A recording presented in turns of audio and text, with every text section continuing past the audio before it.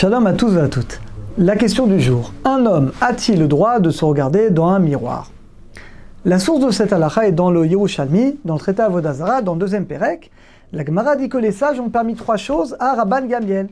Alors, Rabban Gamliel était le Nassi, le prince d'Israël. Et donc il était en contact continuel avec les autorités, avec les empereurs, les non-juifs pour défendre nos intérêts.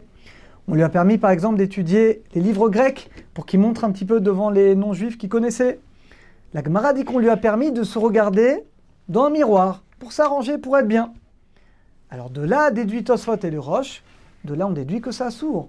Si les sages ont permis de manière exceptionnelle à Rabban Gamliel de se regarder dans un miroir, c'est donc que normalement il n'avait pas le droit. Donc on n'a pas le droit, c'est un issour pour un homme de se regarder dans un miroir. Alors où c'est écrit? Quelle est la source de cet interdit? Eh bien, c'est le verset qui dit « Lo ilbash kever simlatisha ». Vous savez qu'un homme n'a pas le droit de mettre des habits de femme, et une femme n'a pas le droit de mettre des habits d'homme. Moralité, c'est pas que les habits, c'est tout ce que va faire un homme qui va avoir une ressemblance avec une femme, eh bien, rentre dans cet interdit. D'ailleurs, le Targum Kelos, il dit sur ce verset, c'est un homme qui s'arrange. Il va un petit peu trop s'arranger, eh bien, ça ressemble finalement, c'est un interdit de la Torah. Et ça va être tranché comme ça par le Rambam Maïmonide, et cette halakha va être tranché par le Shulchan Aruch, qui va dire clairement, c'est dans Yoredea 182, dans la 6e halakha, va dire tout simplement Shulchan Aruch, Asur Adam Listakel Bemara, un homme n'a pas le droit de se regarder dans un miroir, et c'est même un issour de la Torah de Ilbash, de ressembler à une femme. Néanmoins, le Ran est un grand maître du Moyen-Âge, le Rashba également, nous disent que c'est interdit, c'est uniquement quand c'est pas l'habitude des hommes de se regarder dans le miroir. Alors j'imagine par exemple qu'il y a extrêmement longtemps, c'était pas l'habitude, c'était que les femmes se regardaient dans le miroir.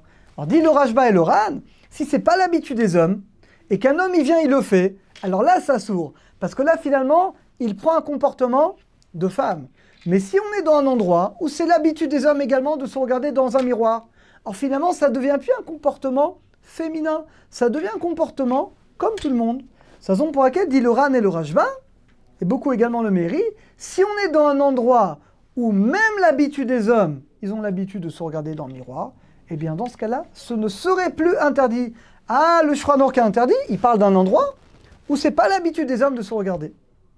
On voit une deuxième halakha qui est extrêmement proche, qui est ramenée d'ailleurs dans Sota, page 59a. Vous savez que, dérivé également de cet interdit, logiquement un homme n'a pas le droit de se raser, que ce soit les aisselles, que ce soit les parties intimes.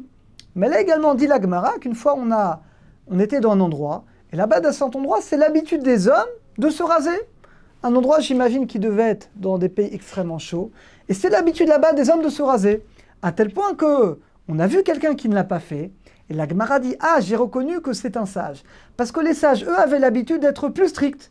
Et même quand ils habitaient dans un endroit où les hommes avaient l'habitude de le faire, eux ne le faisaient pas.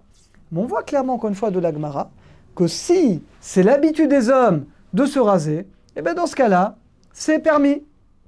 Et c'est ainsi que vont trancher les guéonim. Les guéonim sont les maîtres avant le Moyen-Âge.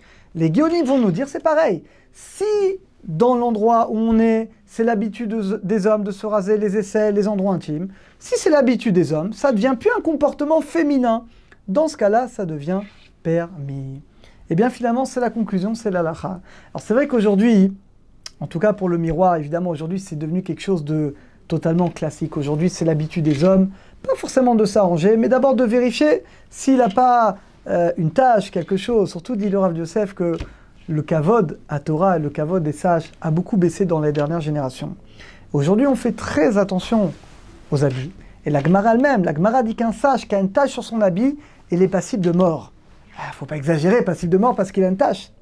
Ah, bien entendu, il faut comprendre le deuxième sens, mais ça veut dire que le sage représente le kavod à Torah.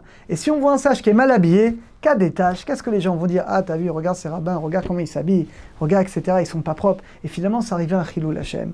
Alors dit le Rav Yosef, Vadek aujourd'hui, Vadek un homme, il a le droit, parce que c'est l'habitude aujourd'hui, un homme a le droit de se regarder dans un miroir, et dit même les sages aujourd'hui, il y a une mitzvah pour qu'ils soient rangés, qu'ils soient bien, qu'ils soient propres, qu'ils vérifient qu'ils n'aient pas de taches, qu'ils n'aient pas, je sais pas que chas v'shalom, que quelqu'un arrive à chas v'shalom à mépriser un sage, comment il est habillé, comment il sort, il n'est pas propre, il n'est pas net. Donc conclusion, vous l'avez compris, donc conclusion, un homme a le droit de se regarder dans un miroir, à plus forte raison un sage, s'il veut vérifier qu'il est propre, qu'il n'a pas de taches, et pour ce qui concerne le fait de se raser, ça dépendra de l'endroit, de l'habitude de l'endroit où on habite. À très bientôt, à tous et à toutes.